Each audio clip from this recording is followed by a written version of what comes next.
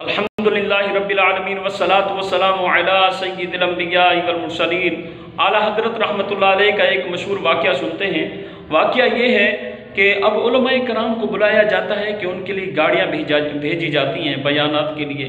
आला हज़रत रहमतुल्लाह अलैह का दौर मुबारक है, आपको बयान के लिए बुलाया गया, डोली भेजी गई तो आप डोली में सवार हुए, कुछ सफ़र किया, डोली वालों को रोका कि डोली को रोक दो। जब डोली को रोका गया, नीचे उतारा गया, आप बाहर तशरीफ़ लाए और कहा आप में से सैयद कौन है। अल्लाह अकबर। हमें जब तक कोई अपना तारुफ नहीं करवाता, हमें जब तक कोई बताता नहीं है कि मैं सैयद हूँ, हमें पता नहीं चलता। आप मुफ्ती आज़म हैं, मुहद्दिस आज़म हैं, बड़े बड़े फ़ुक़हा इनके शागिर्द हैं। उस मज़दूर के आगे हाथ जोड़कर अर्ज़ करते हैं, हुज़ूर ऐ शहज़ादे मुझे अल्लाह की रज़ा के लिए माफ़ कर दो, अल्लाह की रज़ा के लिए मुझे माफ़ कर दो। अगर क़यामत वाले दिन मेरे आका मोहम्मद मुस्तफ़ा सल्लल्लाहु ताला अलैहि वसल्लम ने पूछ लिया कि ऐ अहमद रज़ा मेरे शहज़ादों के कांधे तुम्हारे वज़न उठाने के लिए बनाए गए थे, अल्लाह अकबर, मैं क्या जवाब दूंगा। उस शहज़ादे से हाथ जोड़कर माफ़ी मांगते हैं और आपकी आँखों से आंसू टपक रहे हैं।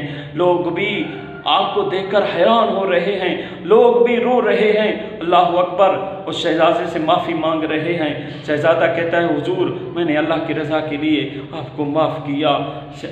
आला हज़रत रहमतुल्लाह अलैह कहते हैं मुझे उस वक्त तक यकीन नहीं होगा, मुझे उस वक्त तक इत्मीनान नहीं होगा जब तक आपको डोली में बिठाकर अपने कांधों पर उठा ना लूँ। अल्लाह अकबर।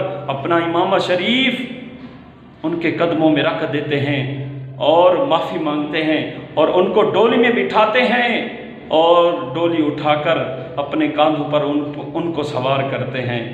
और ये इतना इश्क़ रसूल है आला हज़रत रहमतुल्लाह अलैह का, ये कोई छोटी बात नहीं है।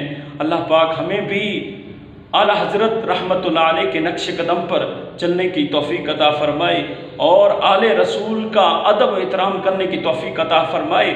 आला हज़रत लिखते हैं तेरी नस्ल पाक में है बच्चा बच्चा नूर का, तू है ऐने नूर तेरा सब घराना नूर का।